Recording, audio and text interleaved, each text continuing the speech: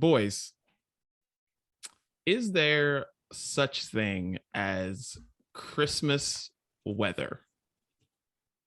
Does it matter what weather you're in for you to enjoy Christmas? Uh, and I feel like the answer is yes and no. I feel like there is a type of weather that makes it feel more Christmassy, but I don't need that type of weather to enjoy Christmas. Okay. Christmas is like like the coating of snow outside, on the rooftops. You see like the Christmas lights and they're almost like illuminated a little bit more because they're behind a thin layer of snow on people's houses. Like that to me is Christmas weather. And if that happens, if I wake up and it looks like that outside, I'm like, wow, hey, big time Christmas. It's a big time Christmas. But do I need that to enjoy it? No, I don't need that to enjoy it. No. I love that you're like, I wake up and I say, wow, hey, Christmas. Wow. Hey, Christmas, we did it. No, that's an interesting question and an interesting answer, because I tend to agree with you, Chris, that like, yeah, white Christmas is like, that's perfect Christmas weather, right? A little bit of snow, just enough to coat. That's perfect. But I always wondered this, Dee Dee, from your perspective, and I think that's why you're bringing this up. I don't think I've ever experienced Christmas not in true cold winter conditions, Northeast in December. I don't think I've ever been outside of that element. So even if it's not snowing, like it's probably going to be a little cold and wet here in Pittsburgh this year, it'll still feel like Christmas because you've got to put on the sweater. And then when you get inside, it's a little toasty, but it's nice. The oven's been on all day. You got the fire going.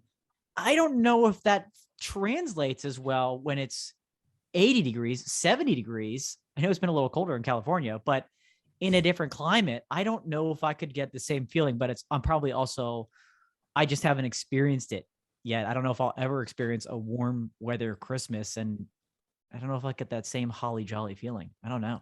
See, here's the thing, guys. I thought that same thing before, but it is better. Here's why it's better.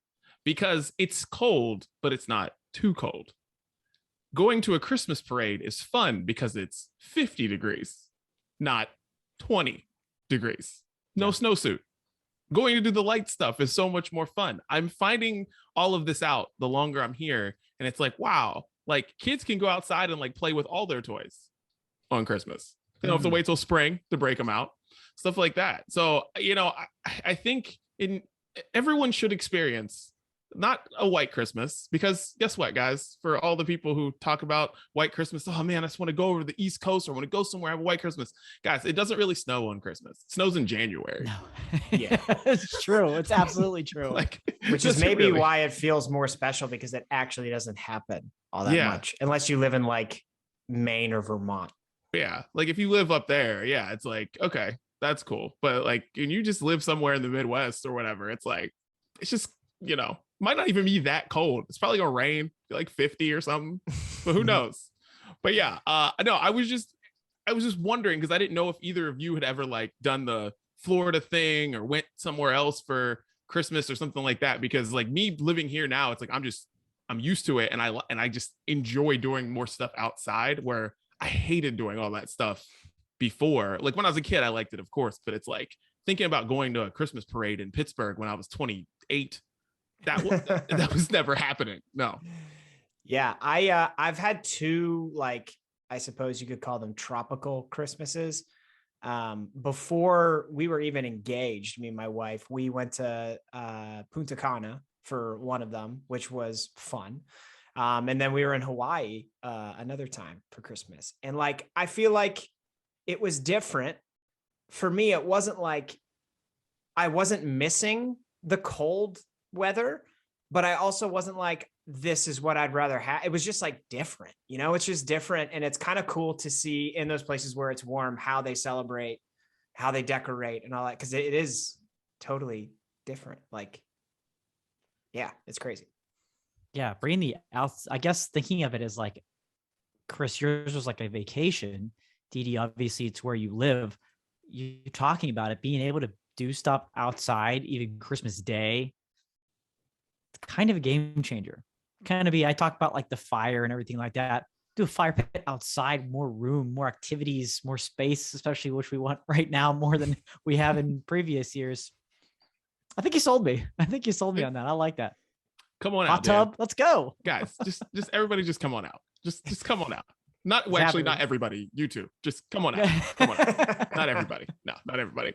What's up? It's Dee here. It's the Brunch Breakdown. Chris, Dan there in Pittsburgh. I'm out here in Los Angeles, and it is the Christmas episode. We've got a lot to get to today. We've got Christmas Brunch Court. We've got an awesome Christmas pick too that we are going to get to today, going with some of our favorite Christmas movies, and we're going to be talking about this new Home Sweet Home Alone, which I can't wait to find out how you guys felt about this one. All right. But before we get started, guys, let's do what we always do.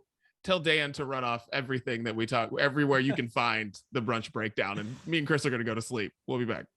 That's true. That's right. I was surprised you're going there. I thought we were going straight to Bruce Day, but I appreciate you always remembering. Yes. Where can you listen to the Brunch Breakdown?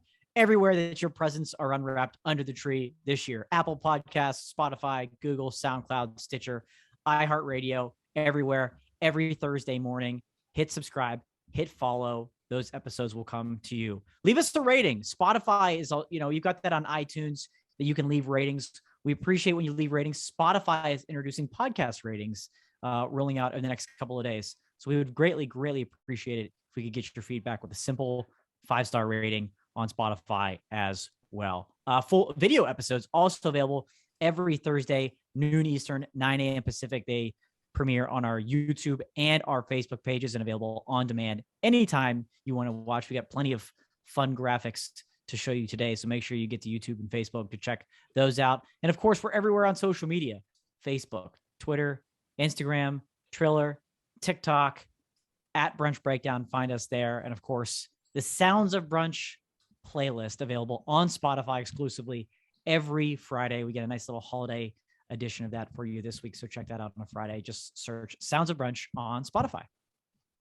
Beautiful. Well, Chris, get us started. It is Brews Day. Let's go. Christmas Brews Day. Nice sweater. That's right. Christmas Brews Day. I'm wearing my Pitt Christmas sweater because Dan and I actually have the exact same Christmas sweater that he is wearing, Mary and Dwight. And so I didn't want to, we were saying before we started recording, like we didn't want to have a fashion faux pas here on the episode. No, that's of course not. Yeah. The three guys that have worked in mostly sweatpants over the last year don't want to have a fashion faux pas here. Okay. Brews Day, Christmas edition. I am from my favorite brewery of the year, Raised Grain Brewing. I have their Christmas beer. Those cans open so nice. Which is called Santa's Sack. Let's go. That's what I'm drinking today. I had one of these over the past weekend because I wanted to give it a little try before I had it on the show. And it's, man, the taste of this is interesting. And like a lot of times people say interesting because it's like maybe bad. It's not maybe bad, but like I'm still trying to process this beer. You get a lot of nutmeg. You get a lot of cinnamon. It's very clearly spiced, but then there's this weird, like this is going to sound really weird. It's like, do you know when you breathe out a shot of Jägermeister? Oh, like there's a hint of that. And oh no. As I sipped on this beer last weekend, I had a lot of flashbacks to like nights out that I should have never had, which was, entertaining. It's an interesting beer. I have never had a Christmas ale that tasted quite like this. I do enjoy it though. So I'll be sipping on Santa's Sack during this episode. Here we go. That's not an aftertaste that I know. There's never one shot of Jaeger that I like enjoyed. That was just like the thing that people would just 8 shots of Jaeger, and I'm one of the 8. I'm like, anybody else? Someone? Am I one of the 8? Yeah. Gross. It's interesting. I'm nervous. All right, Santa's Sack. All right, Here we go. Light it up. Another seltzer, guys. Truly orange, crayon orange sparkler. Here we go. Get your Christmas ready. I've already had this and it's really good, by the way. Just letting you know. It tastes like what you should be drinking as a seltzer on Christmas, and something that could, I don't know, stop your family from talking about COVID or something whenever, that starts happening. Break out the crayon orange sparkler, and it's fire, guys. It's just good. So do you like the best that one in the pack? Okay, that's what I was going to ask. You like that more than the sangria? Yes, this is the best one in the pack for sure. I like the sangria one for sure. Haven't tried the pomegranate one yet, but I'll probably do that next week on the brunch breakdown. Why? Just spread these things out. But this one is really good. Like I want a whole pack of this. I said that last week, but I really want a whole pack of this one. So truly, if you're listening, just send me the crayon orange sparkler. Do they not do that? You have to get a variety pack? You have to get the variety pack. Yeah. They've got a holiday pack. None of them are separate. So light it up for your holiday. Truly. Cheers, boys. I like it. Still waiting on Hostess to send those caffeinated donuts. Dude. Still waiting on them. So truly, Hostess, the race is on. Let's go. We're waiting. I went a little different. I didn't necessarily go Christmas ale, winter necessarily, but I want something roasty, dark. It's dark beer season, stout season, porter season, if you will. But there will be plenty of drinking to be had over the next few days and week, really, to get into New Year's. So let's go with a nice English porter, right? Low ABV to get us through the brunch breakdown here today. So this is from Dancing Gnome, part of their Watershed series, and this is called River Otter. It's an English porter, easy, 4.4% ABV. Had a sip of this already because I knew it could be a little complex, and there's a lot of roastiness. You get a lot of coffee, and it's like a bitter baker's chocolate at the end. You kind of get a lot of that. It's not sweet by any means. It's a little bit more of a bitter chocolate, but it's a nice balance, kind of giving you that English porter. And yeah, you got your River Otters right there with the can art. Dancing Gnome, they do their thing, man. They have an incredible new tap room, which I hope to get to very soon. But they're the kings. They're the kings, and this River Otter is part of this, again, Watershed series, which is really, really good. And I'm enjoying this here today before I drink the heavy stuff this weekend. Nice. 4.4. Yeah. See, you just said you're drinking the heavy stuff. I was like, oh man, look at Dan about to get his January 1st on. He's like, got the wedding coming up in a few months. Got to cut back. Can't drink chocolate, butter, milk. I don't know. Marshmallow. Yeah. Marshmallow. Oh, that's going to have to get cut down January 1. Yeah. So get in all the goodies this weekend. Oh man. All right. Well, boys, cheers. Merry Christmas. Cheers. Happy Christmas holidays. Cheers. All that good stuff. All right. Well, let's get to get it off our chests. Dan, get it off your chest. What's up? So I'm going to keep it Christmas theme, holiday theme this week. There's plenty of gatherings with family and loved ones and friends happening this week. I guess you could even consider some of this into New Year's as well, when you get together with those same groups of people. So I just want to kind of give some advice and point out some Christmas don'ts this year. Not donuts, Christmas don'ts. A couple of things not to do to make the most enjoyable time of the year for everybody. First things first, coming right out of Brews Day, don't get drunk. That's not what this holiday is for. Okay. You can enjoy, but this isn't a drunk holiday. That's next week. Okay. Just save it for next week. You want to do that at Thanksgiving too? That's all fine. There are plenty of drinking holidays throughout the year. Christmas Eve, Christmas, it's just not one of them. Just take it easy and enjoy throughout the day. Okay. Don't get mad. Don't argue with people.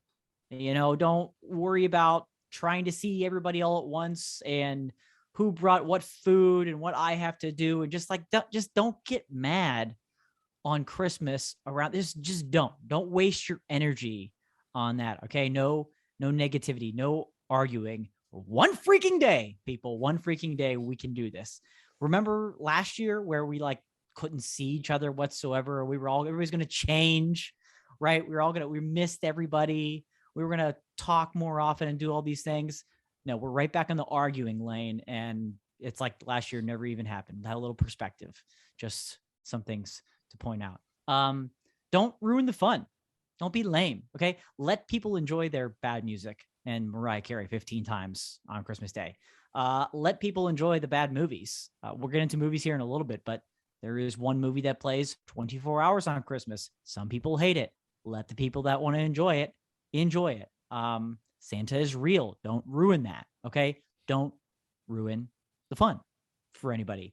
Don't talk politics. I don't need to explain why. Just don't do it. Take a day off from that. Okay. Don't complain. Don't bitch. That's not what this day is about. Enjoy it. Chris, earmuffs. Don't worry about what you eat. I know you actually probably kind of support that. Take a day, have a freaking cookie. Okay. Avoid the fruitcake. Yes. Thank you. Take a day. You've earned it to relax and not have to think about that. Think about that every other day if you want. Take a break on Thanksgiving. Take a break on Christmas, and just enjoy. And remember, Christmas is not just for kids. Important to remember that. It's for people of all ages. So enjoy yourself, out with the negativity, and just have a little fun this weekend. Dan, run those first 2 points back just real quick. Like number 1 and number 2. Don't get drunk and don't get mad or argue. You just eliminated like 90% of people's Christmases. Yeah. Because those two they're very closely connected. This is a holiday about family. Those two are family. Okay. Because people get mad and then the people that are mad cause the other people to drink, or people drink and then they get mad. That's a tough one. Those are both very tough to avoid. You're correct. It's a big ask.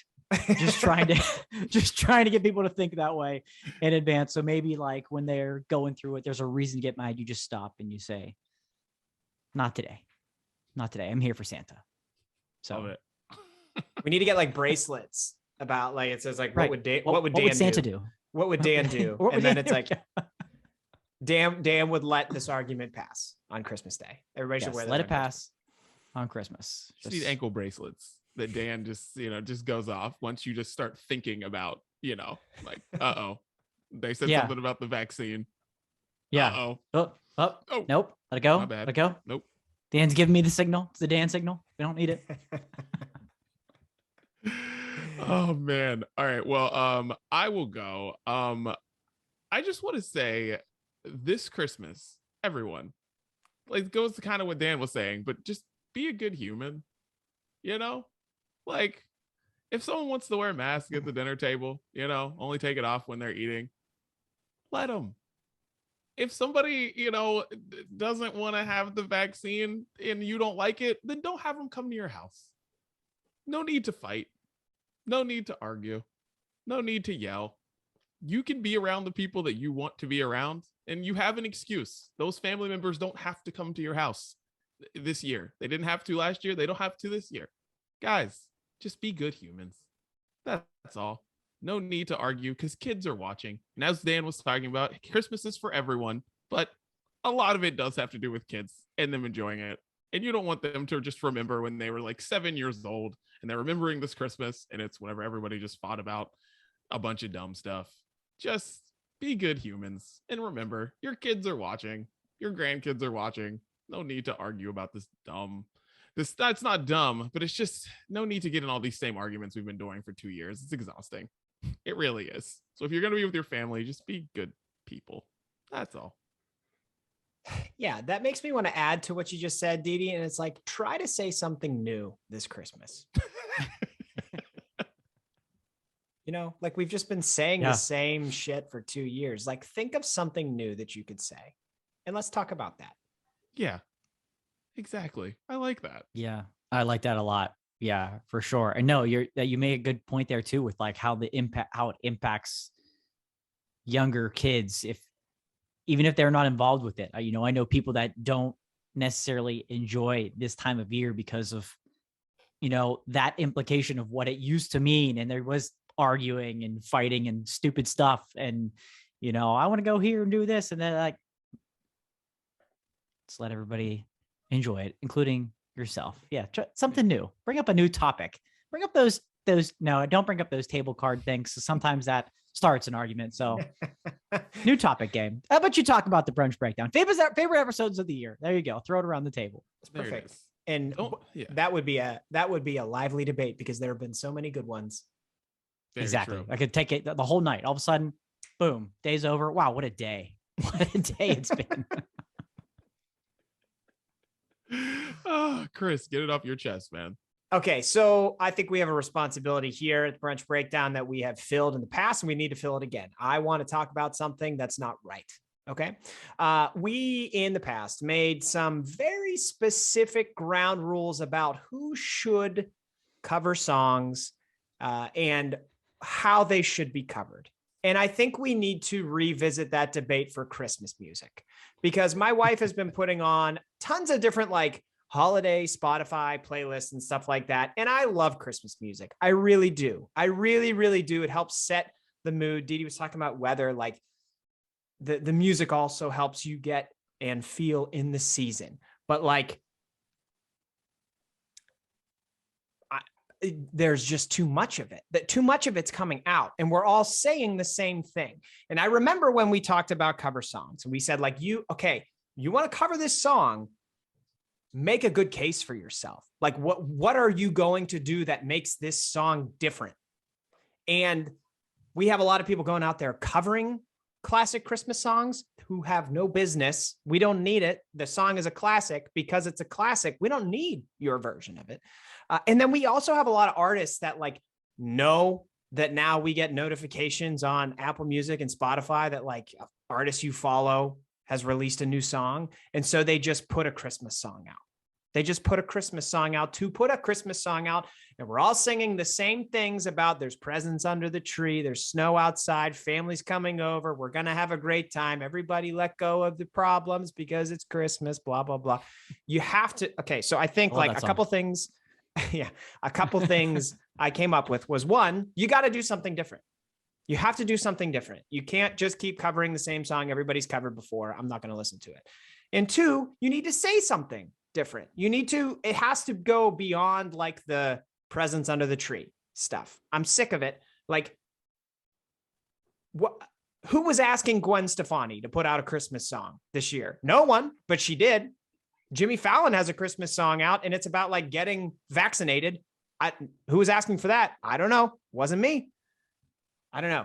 Ed Sheeran and Elton John, right? They came out with one, which was pretty good. I actually enjoy it quite a bit. So like we have some examples of the good and bad. And I don't know if you guys have any other ideas. That's some of what I came up with as the songs of the season have been playing in my household this week. I enjoy everything you said. And it's because there are like 6 Christmas songs.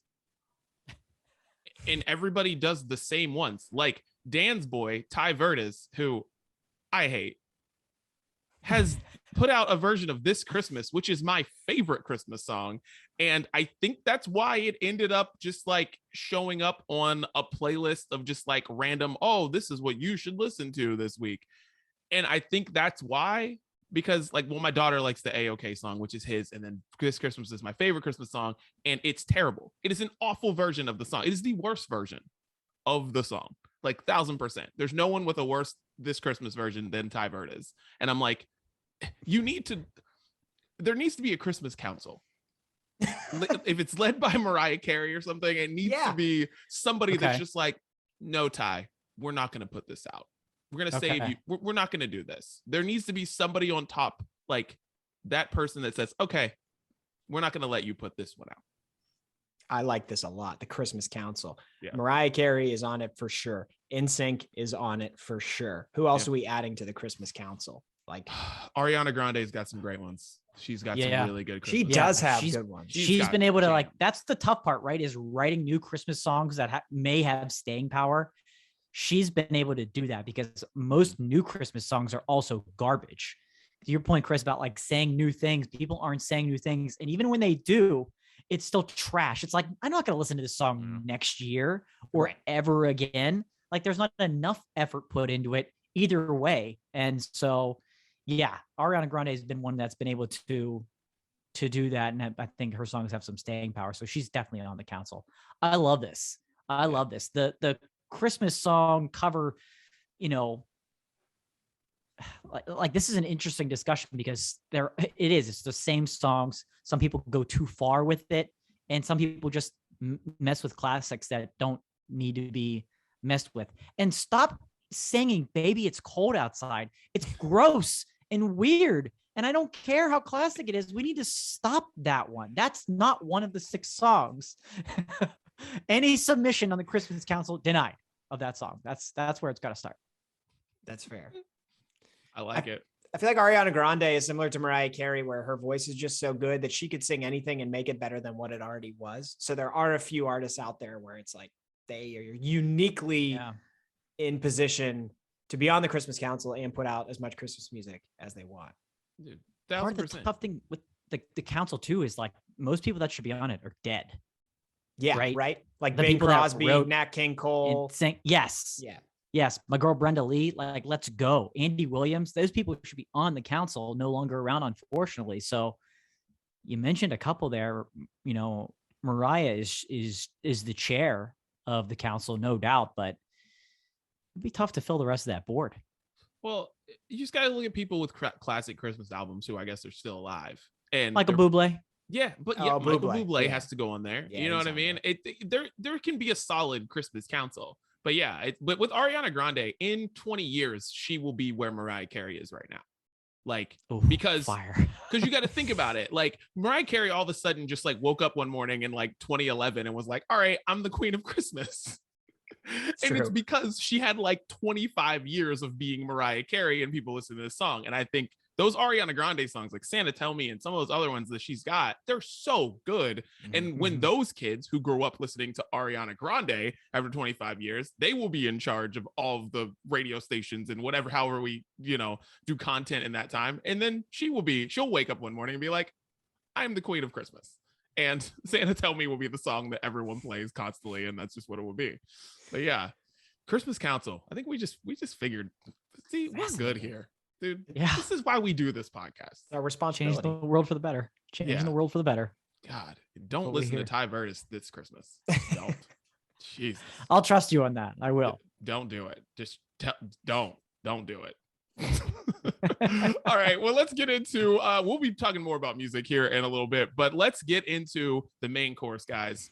We all watched the new Home Alone, Home Sweet Home Alone, exclusively on Disney Plus. Not in movie theaters. And you guys, I need to know your thoughts on this. Chris, you were the first one, I think, of us to crack this one open. So let us know your thoughts on Home Sweet Home Alone, the epic Home Alone. I think this is the 5th one. Yeah, I don't know. Whenever we review, I guess specifically movies, because we do that a decent amount here, I always want to preface it by saying it's easy to always say things suck. And I feel like it's almost like trendy to just like something new comes out. Let's find the one thing that we hate about it. And we're just going to talk about that because it gets clicks and retweets and shares and all that shit. So I acknowledge that. With that said, I watched this with my wife, who is the biggest fan of Christmas movies of all time. Like how I watch college football, like every day of the year, she watches Christmas movies every day of the year. That's her thing. Shockingly early in this movie, like within 5 or 10 minutes, she was saying, "Why are we watching this?" And I was aghast. I was aghast at that. And I don't know. I think like my overarching thought, I'm sure we'll get into the details of this movie. My overarching thought is just like, after watching it, I'm still asking like, what about Home Alone and Home Alone 2, which is also very good. Both of those are very good movies. What about those movies weren't good enough that we had to try this again? Like, I say this all the time. Who was asking for it? And I don't know who was asking for this other than the production companies who wanted a new Home Alone for little kids to relate to. But I don't know. I think it was fine. Like if somebody wanted to watch it, I would sit there and watch it with them. It wasn't so bad that I wouldn't do that, but nothing about it was like, yeah, this is on my list next year for Christmas. So this movie was like an hour and a half, quick watch, but I found myself less than halfway through it, considering turning it off, knowing this can't get much better. This was bad. This was not good at all. The premise was terrible. It's way too cheesy. And I get how they were trying to do something different than the original Home Alone. I get just repeating that story probably would have even been a bigger failure because you cannot get better than the original. So they tried to be different.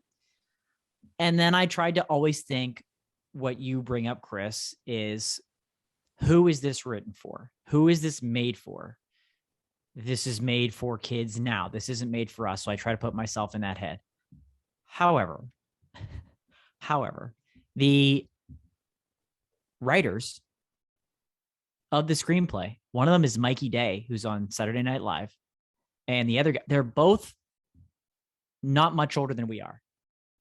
So they grew up with Home Alone the same way we did.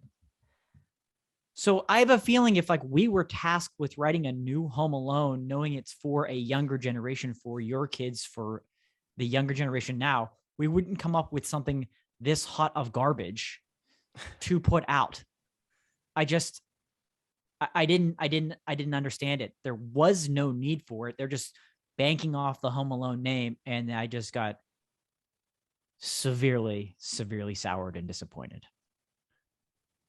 Yeah, and also like what you were saying, Chris, it's like we watch these things, I go into them, it's like enough people have said something's bad or whatever, and even when we like talked about the trailer a couple of months ago, it was like everyone's talking about how bad this is. It's like there got to be something here, right? And like I worked in kids content and stuff like that, so I've watched a lot of things and I'm like, this just wasn't for me, right? So I can watch things like that, but this I didn't like it because I didn't feel like it was enough about kids. I feel like this was like a movie meant for me. These storylines this isn't about that kid. It's more about Allie Kemper and that family than it is anything else. And it's like, if you're 10, 11, you're like, think about how old like we were when Home Alone 2 came out. So it was like 90, 92 or 93, whatever that was. It's like that stuff. What? Losing your house? What? Yeah, that's a good point. That makes no sense. That makes sense to me now. Like, you know what I mean? Like, I'm an owner of a house. I understand those things now. But an 8-year-old kid, this wasn't meant for them. So I just was like struggling with like who this movie was for. Like, I didn't understand. And I didn't find the kid to be likable either. No. Where like Macaulay Culkin, jumps off the screen. I know he's a ridiculous example, but like there are millions of kids movies and the kids are likable. So I don't know where they were going with the casting of this kid. It wasn't like he was charismatic. It wasn't like there was nothing. He wasn't even like annoying, because sometimes in these kids movies, just like the lead character is just at least annoying. Like this kid was just forgettable. Like I was like, even when he's doing stuff at the end, at the end of the movie, and he's got the pool gun and all that stuff, he was still just like not entertaining. I don't know. This was a weird casting, was weird. I don't know. I did not like this movie at all, but I'm with Katie. Like 10, 15 minutes in, I was like, wow, I got to sit through the rest of this. And it's only an hour and a half. Yeah. So listen, maybe kids like it. Maybe I'm wrong. Maybe you got a 10-year-old or something you're listening right now and they loved it. But I am like, I don't know who this movie was for, because everything to me goes over top of like kids' heads. I'm glad you made that point about the casting with the kid, because it like that's such a pivotal role, right? And it it fell flat. They've been better off going with my dude from Mighty Ducks Game Changers. Oh yeah, your boy, my man Max Simpson. He's in hometown. He's That's in what I saw. He's coming in something. Yeah. Yes, he is. He would have been great for this because he's hilarious. Because this kid wasn't even funny, and that's what also I felt a struggle with. It's in Home Alone 2. You're like, naturally rooting against the wet bandits because they're bad guys, right? And as a kid, you see them as bad guys. So when they get hurt, it's funny. When you see people that are trying to get their life back together get hurt, it's not funny. I'm not rooting against them. There's no reason. So like, even as like, I don't think even kids, they probably don't comprehend that. And I don't know if they still would find it funny, some of the, pain that they went through. Cause at the end of the day, then they're all like hugging it out. I'm like, what are we doing here?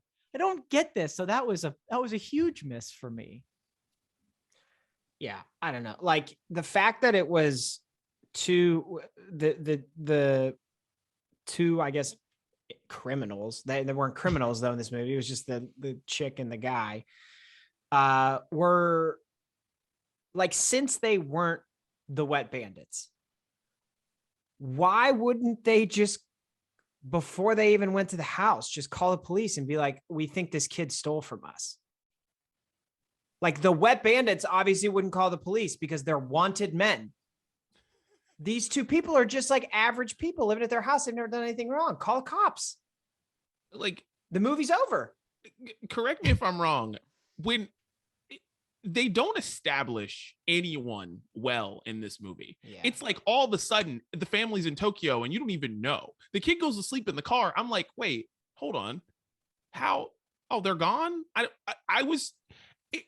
There's no character. You don't establish anything. Like when we meet the wet bandits in the first Home Alone, aren't they already knocking off like 3 houses when we meet them? Like they're already turning on the water in the other house. It's like, we know who they are. They've been established. We got it. And with them, it was like, I don't know what's going on. We do this whole real estate scene with Keenan. Like we do this whole thing. And like, I don't know. This was a weird one. Man. By the way, you mentioned Keenan. Thank goodness for Keenan, because if it wasn't for him in the first third of the movie, I would have turned it off because he was the best character by far. Part of me thought he stole the doll in the end. By the way, I really thought it's going to be the real estate agent. It's going to be Keenan.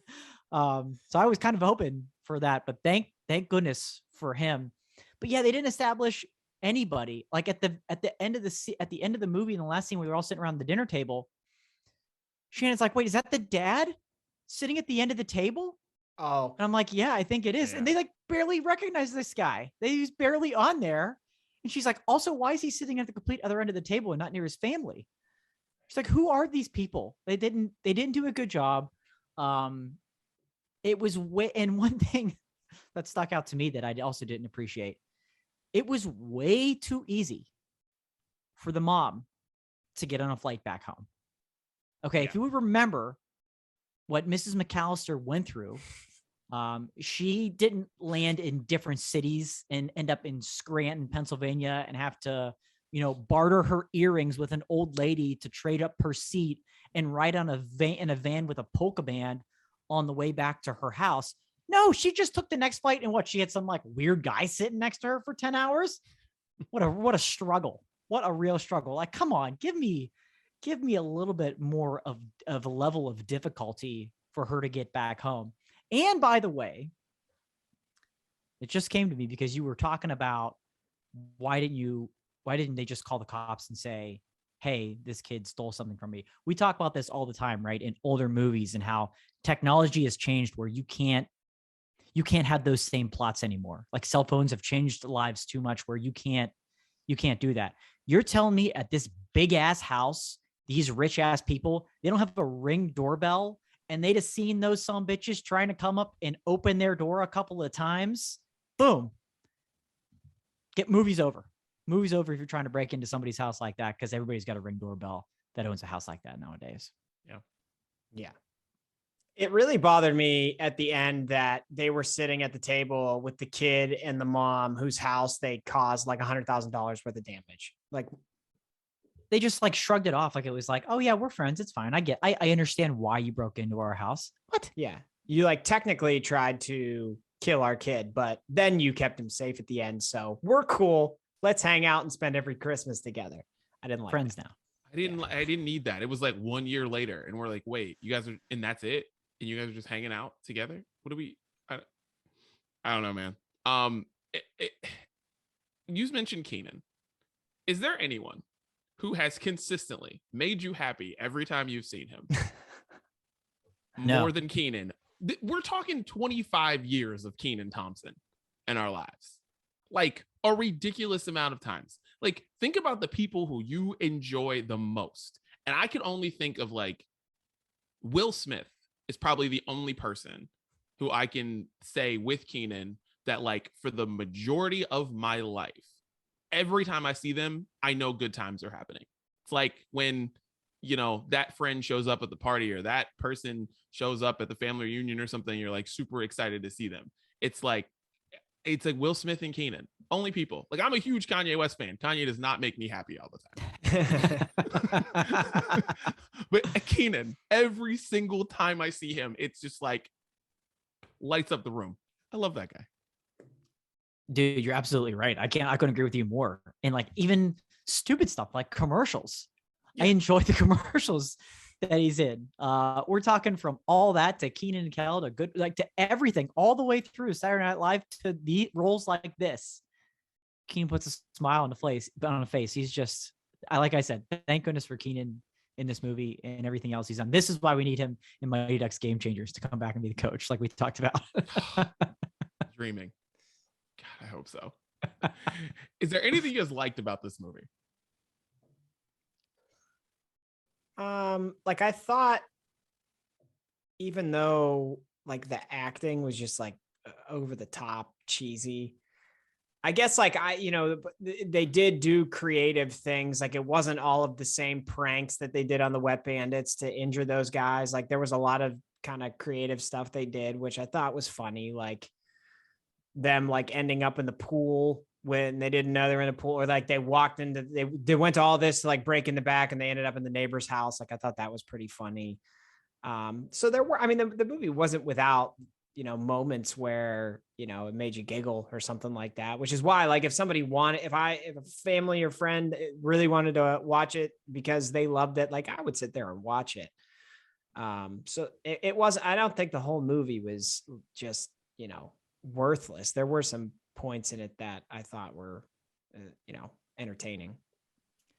I appreciated the callbacks to the original, some subliminal, some not so. There was a scene, I think, early on where they're sitting around watching Christmas movies, and the one guy says, like, "Oh man, why do they always remake these? The originals are so good. I don't know why they remake movies and make them so terrible." I appreciated that call out right away. There were some other lines that were very similar or almost exact to the original Home Alone. You have some things with the kid ending up at a church and some other things that were kind of more subliminal callbacks to the original. So that I did enjoy, making those connections to the original Home Alone and not just forgetting that those, were the reason that this movie was made. Yeah, the VR glasses thing, like, that shit made me laugh like hard. Like, that was really funny. I was like, but the thing was, it took so long. I was like, oh my God, finally something that I'm like, all right, this couldn't have happened in 1991 or whatever, and they did it, and it's just hilarious. Like, he actually got hurt. I felt like every scene that anything happens to Ellie Kemper, you can tell that it didn't happen.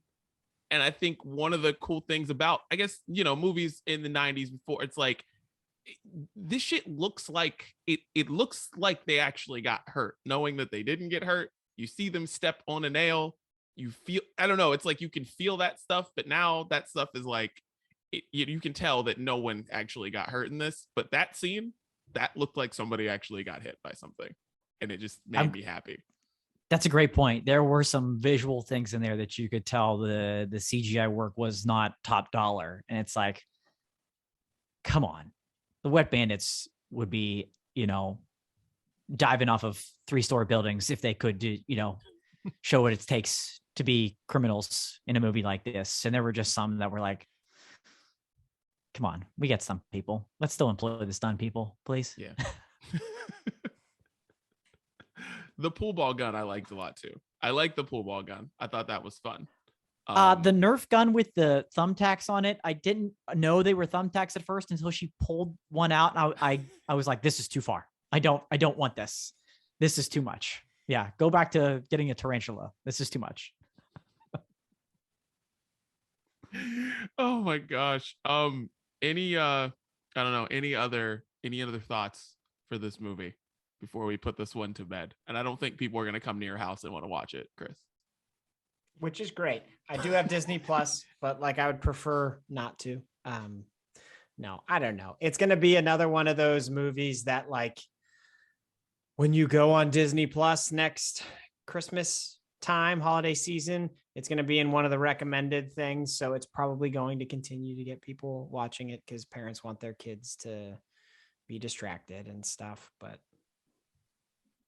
here's a question. not great. Last question as we wrap up this topic and move to the next one. Next year, one holiday movie you got to repeat. Halloween Town or Home Sweet Home Alone? Which one? Oh boy, the face that TD just made. Shook. Wow. Halloween Town or Home Sweet Home Alone? God. Got to watch one again next year. I don't even know. I rather take my chances falling backwards off my roof like that kid in Home Sweet Home Alone. If there's a trampoline there, there is. Maybe there isn't. I don't know. I'm gonna try my chances before I watch one of those. We gotta review a good movie next. We gotta get back to like movies. I don't know. We gotta. It feels like it's been 3 years since we reviewed Goodfellas. It really does. Feels that way. Yeah, it really does. If I had to pick one of those, I'd maybe lean Halloween Town, but that also might be recency bias. I might need a little bit more time to let that breathe before I make that decision. But I'm glad that was tougher on both of you. I don't know. God, see, when we first started reviewing movies, I said Die Hard 2 next, and you guys all said no. I feel like you guys might be going back on that. Die Hard 2 coming up next month on the Brunch Breakdown. All right. Well, let's get into Christmas movies that we actually like, guys. There we go.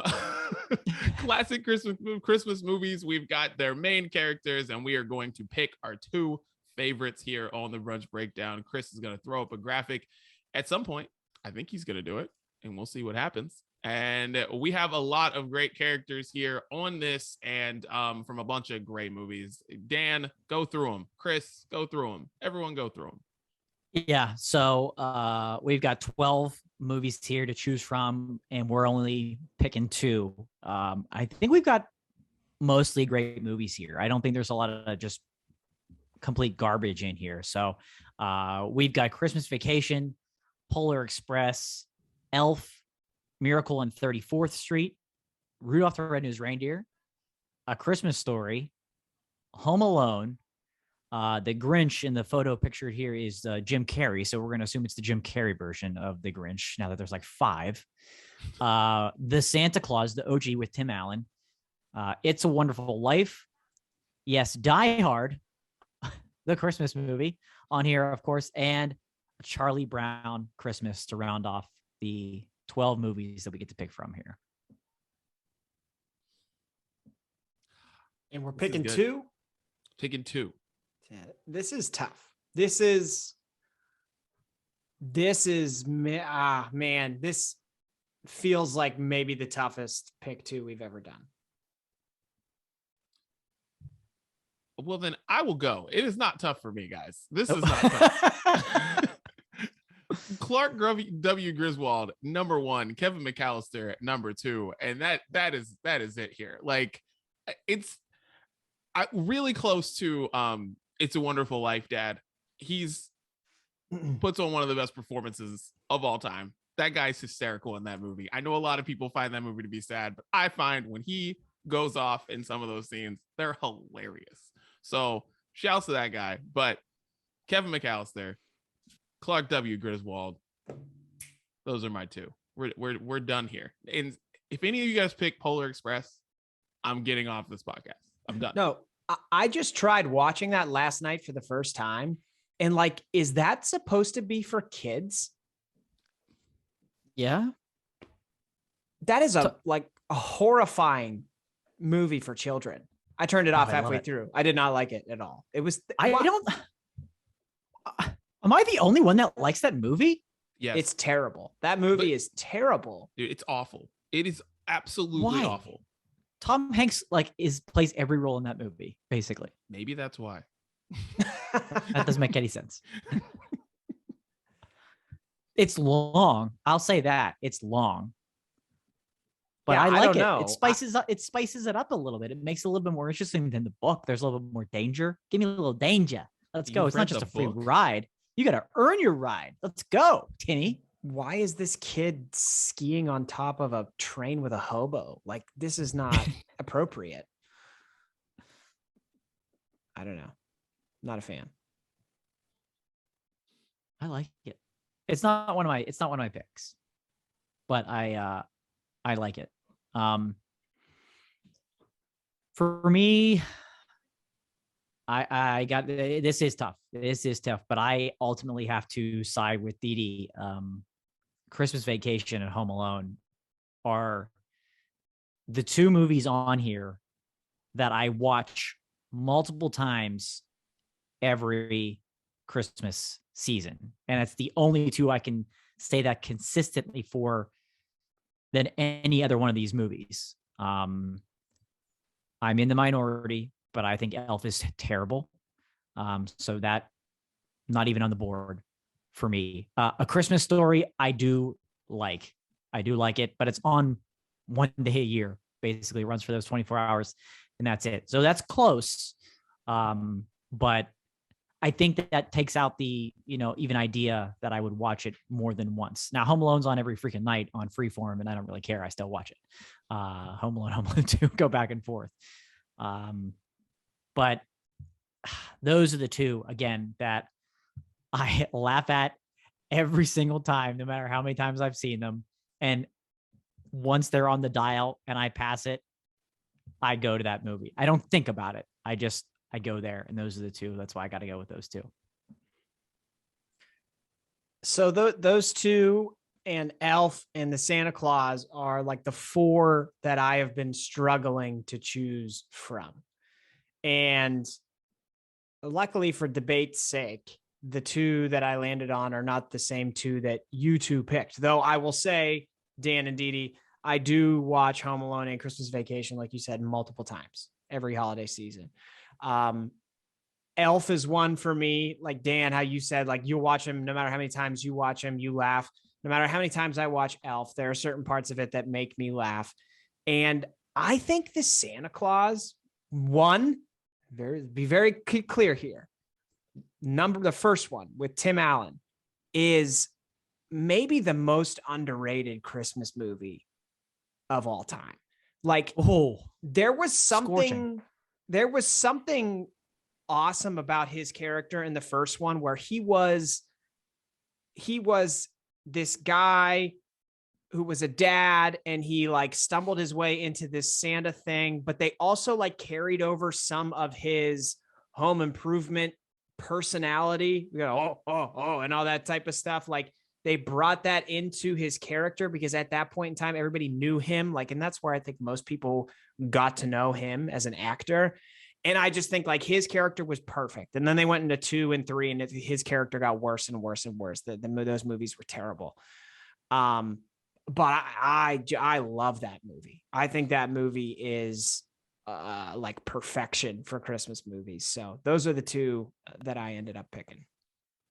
Dude, I agree with you on that. The Santa Claus one is one of my absolute favorite Christmas movies. Because if Santa Claus were to be real, that is the way Santa Claus happens. That's how I felt watching that movie. That's how I still feel watching that movie. I'm like, if Santa Claus is a real person, this is exactly how it happens. And they go step by step by step. And it's so well done. That's the thing. That's where like the second and third movies are just dumb because he's already Santa Claus, and it's just like they just add on to the base Santa Claus, and it's stupid. But it's like that first one, his transition into Santa Claus, the step by step, and how he gets bigger, and how people are like, what the fuck? Why are you doing this? And he tries to shave. And it's like when he tries to shave and the hair just grows back. And it's like all that stuff right there that's just so well done in this movie. I love the Santa Claus. So like I can't hate on that. Elf, I absolutely hate, but I hate Will Ferrell. So there's really no Will Ferrell movie that I really enjoy. So yeah, but Santa Claus, I'm with you on that. I love the Santa Claus. Might as well be Paul Rudd in Elf, but I know I agree too. The OG Santa, but I think that's why it's forgettable. Like when you think about it, I'm like, yeah, it's top 4 or 5 Christmas movies for me, but they play that second and third one on TV all the time. They don't play the original one. Yeah. And it kind of ruined the first one. I don't know if there's a series of Christmas movies where they got progressively worse as the sequels came out, and then make a third one. Like Home Alone was getting better, and then they came out with a third one and it just fell off a cliff completely. But with the Santa Claus, they had such a great movie in the first one. I think it might be the most underappreciated Christmas movie, and how great it is. It was a great story, great premise. The casting was perfect. And I think that's the problem with it. It's those second and third ones I'm just so sour on. And that's what, for some reason, they continue to play the most.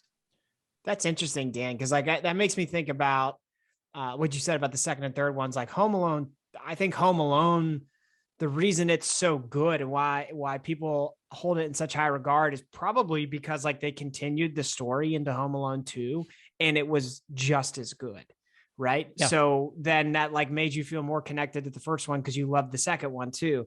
And I think of other like movie series of 3, it comes to mind is the Mighty Ducks ones. Everyone hates the third one. That one was terrible, but most people love 1 and 2. And since people love 1 and 2 and they kind of built on each other, when you talk about that, like everybody says like, oh yeah, Mighty Ducks was great. I love those movies growing up. They don't say like, yeah, they don't focus on the third one because it was terrible. But with the Santa Claus, man, they should have hit the brakes. They should have stopped, because I don't even understand what drugs they were on when they wrote those scripts for the second and third ones. There's some weird shit going on. Yeah. Those, you got to stop at 1. I always say that. I even think TV shows should do that sometimes. I'm just like, no, this first season was so good. I don't need a second one. I don't need it because I don't know where you guys are going to go. It's just going to be terrible. People are going to go to space. It's going to be awful. And, I think having a good sequel is really important. I never thought about it that way when it comes to these movies, because with like what we were saying with Home Sweet Home Alone, the thing that makes Home Alone so great is that first one. It's like you have this badass kid, and then how do we make this badass kid cooler? And that's honestly, I feel like that was the whole thing with the second one. It was like, how can we make Kevin McAllister cooler? All right, let's give him this freaking walkie-talkie radio thing. Let's put him in the biggest city in the world. Let's freaking just do all this shit and just make him cooler. And like put him in a hotel. He gets room service. He does all this shit that every kid wants to do. Like, man, talking about Home Alone just now makes me hate Home Sweet Home Alone more, because nothing that kid was doing was cool. It's just like everything Kevin McAllister was doing. I still want to go to a penthouse suite and freaking order all the room service on somebody else's credit card. Like I want to do that now. No, Herbert Hoover stayed on this floor once. The vacuum guy? No, the president. I want to go to the plaza and ask that. I want to do it. Dude, there you go. Dude, I just watched it again last night and I was like, holy shit, the president of the United States just gave Macaulay Culkin directions to the front desk. Donald Trump's in that movie. Yeah. Yes. Yep. Also, Rob Schneider's finest performance. Yeah. Yeah. God, dude. Wow. Well, I can't wait to watch Christmas Vacation. So I haven't watched it yet this season, so I have to get on it.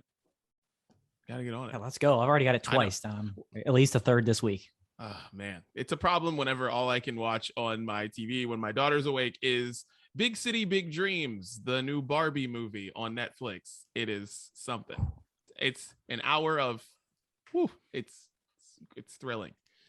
Yeah. So Chris, sounds like Home Alone too. Chris, into your future, just letting you know. You might want to get another TV.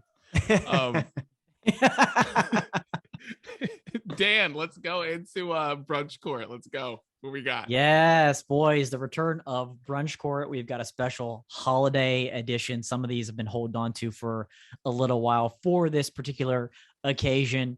So let's get it going. First one up.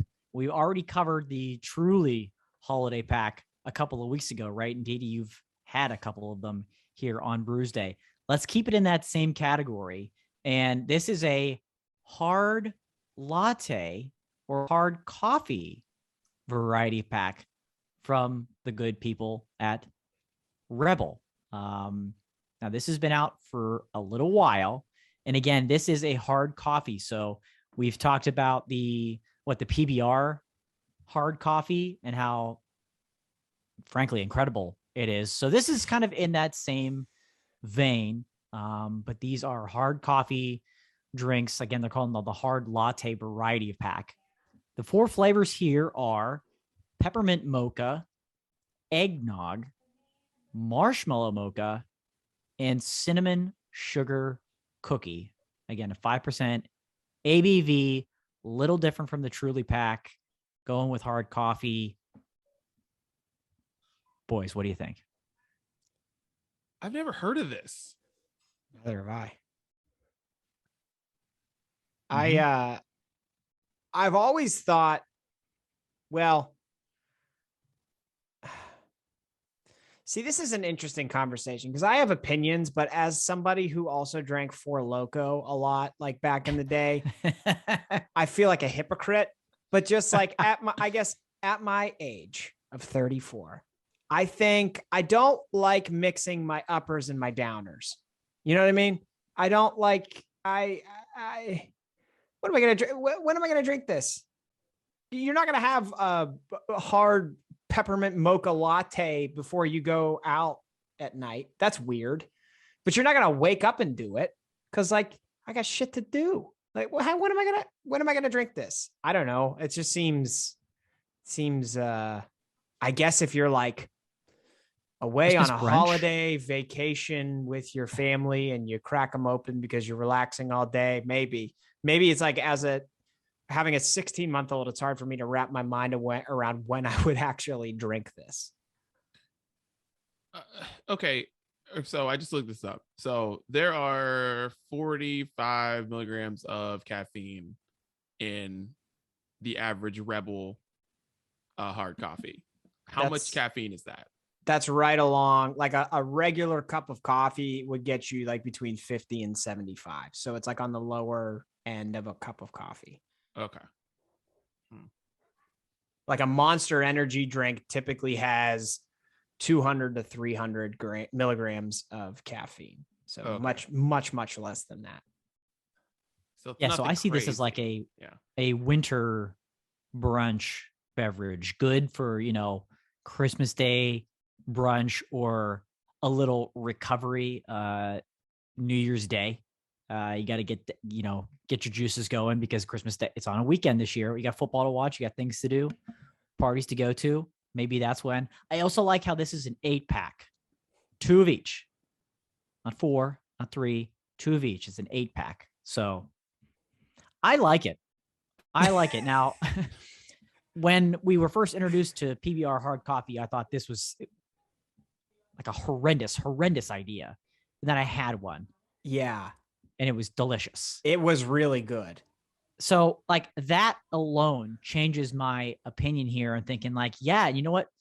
Some of these flavors, I think I'd like all these flavors. Even the eggnog, I think I could get down with because I like eggnog. Now, this is an eggnog seltzer, so it's not disgusting. Yeah. But I think I could get down with these flavors too and try them. Again, not too much caffeine, balanced. Looks like a reasonable size can, 5% ABV too.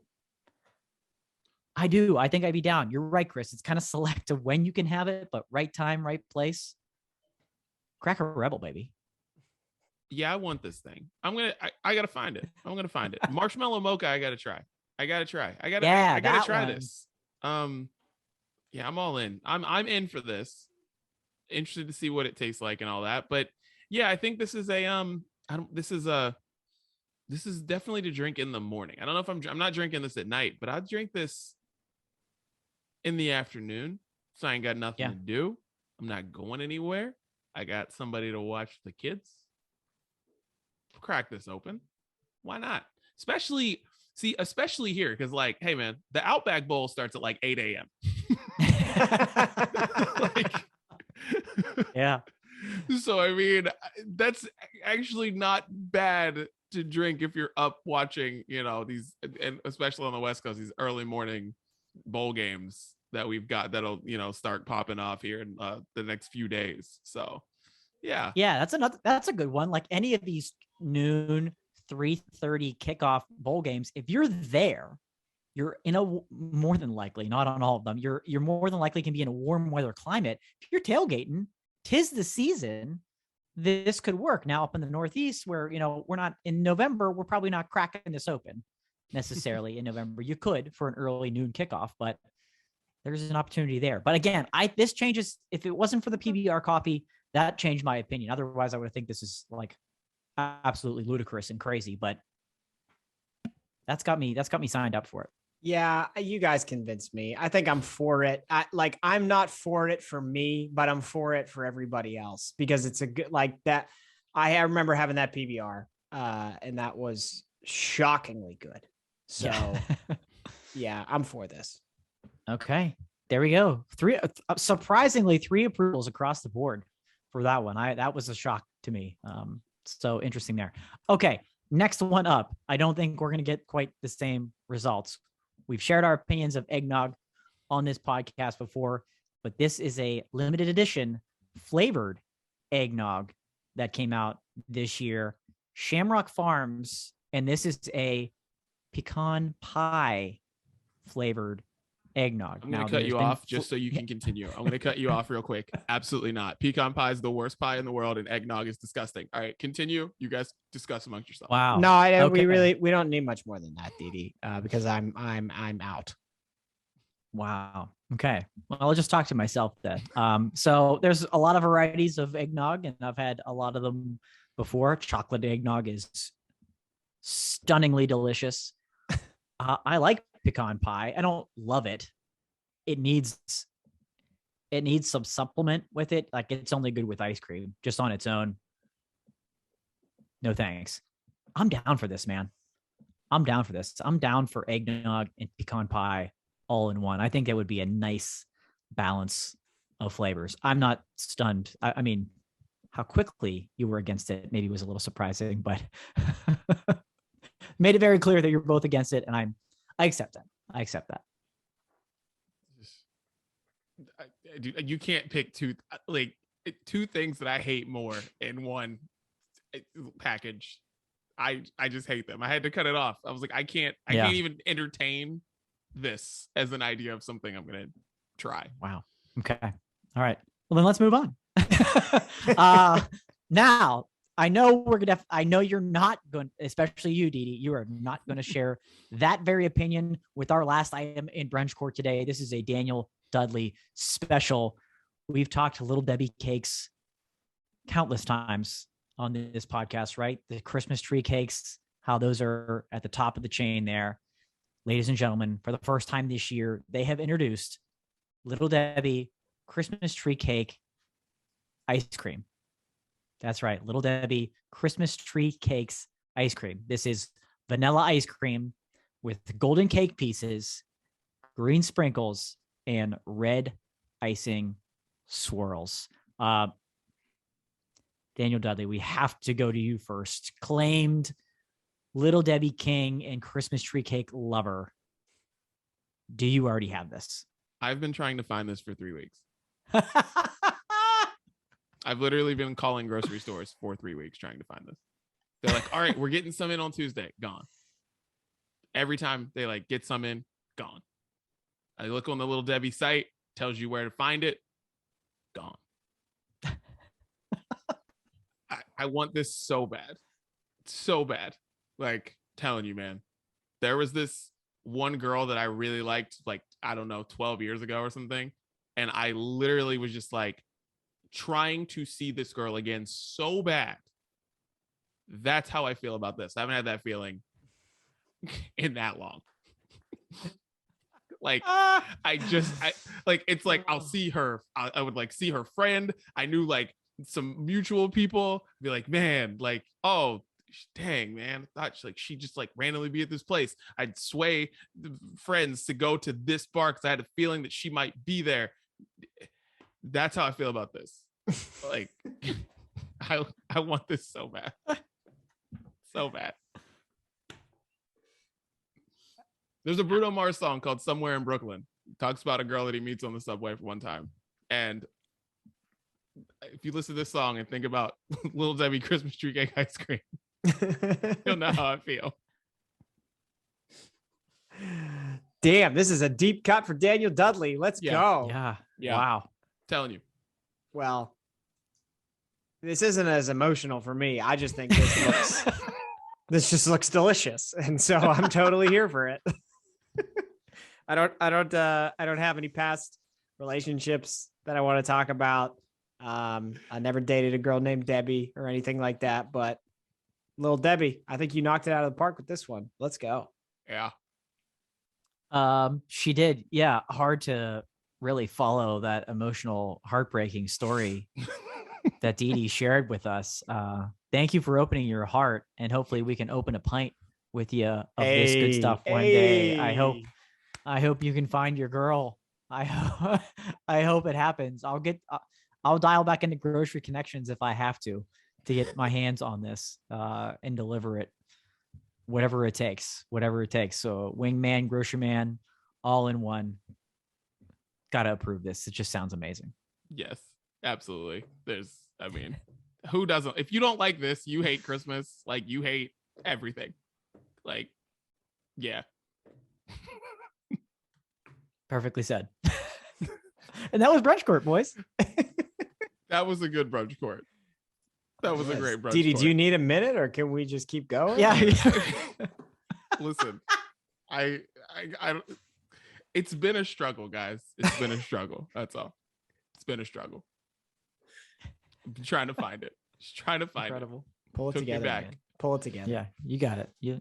One day, you'll find her. it. Well, let's get into our favorite Christmas music, guys. Here we go. Let's get a holiday playlist going. We talked about Christmas music earlier. So let's get it started. Chris, what you got? Get this Christmas playlist started.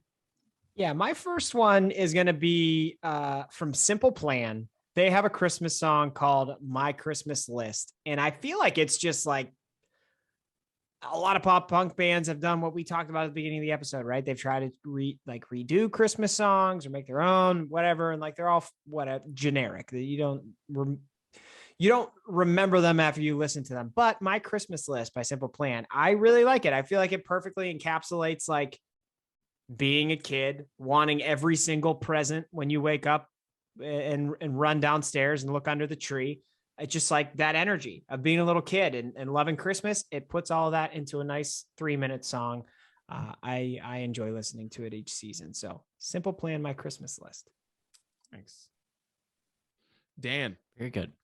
I'm going with a classic to kick things off. One of my favorites of all time, and should only ever be sung and played by her. Keep the covers at home. Brenda Lee, Rocking Around the Christmas Tree. I can't help but smile every time I hear this song, because it makes me also think of Home Alone.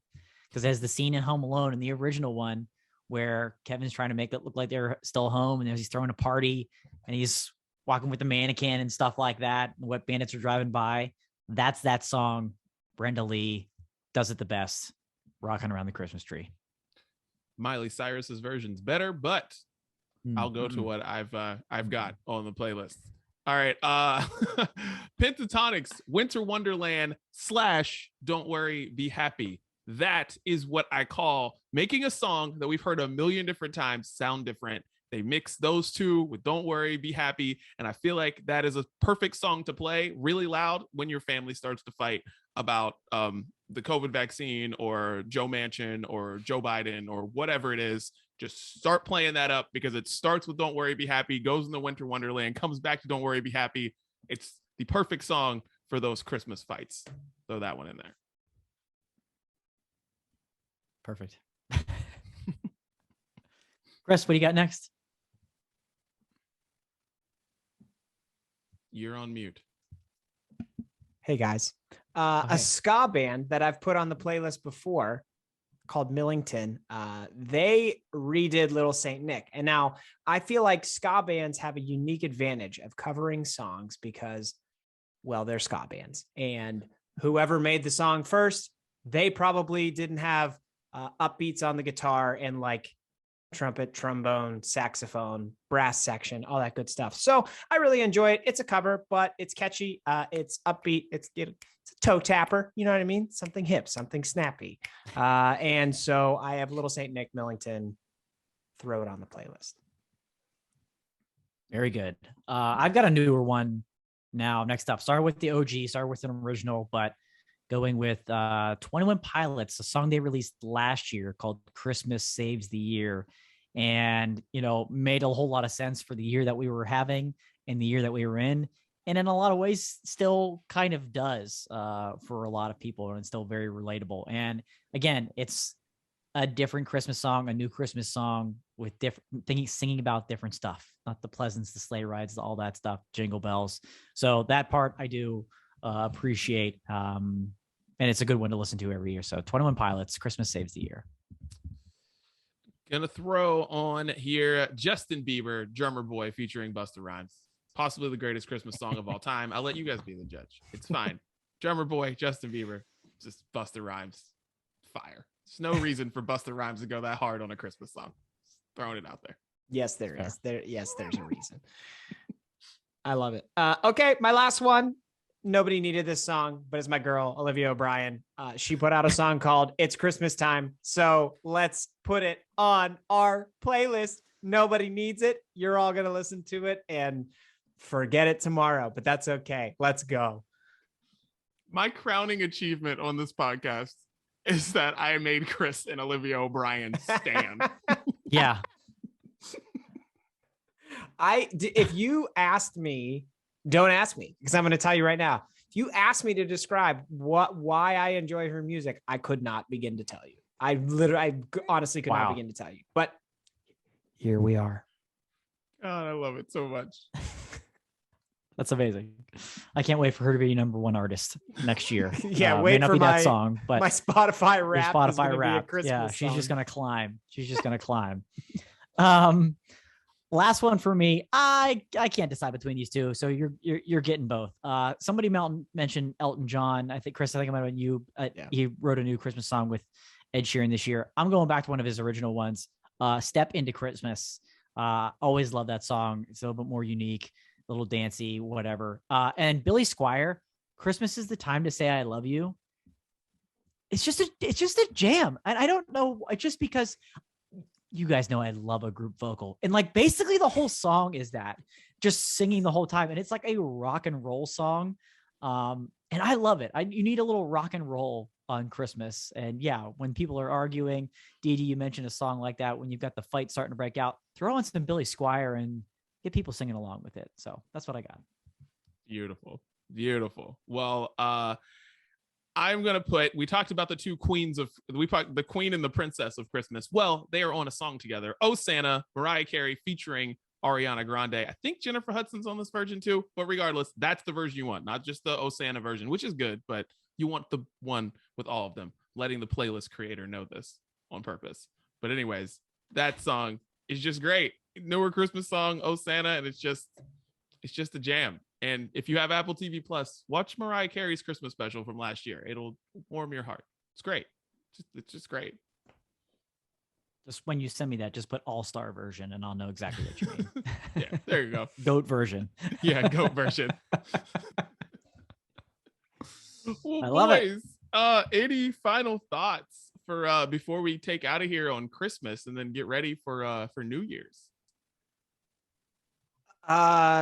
Merry Christmas. I think we probably forgot to add ourselves to the Christmas Council, right? So let's just make that clear. Yeah. We're on the Christmas Council, right? For sure. We have to be. Okay. Yeah.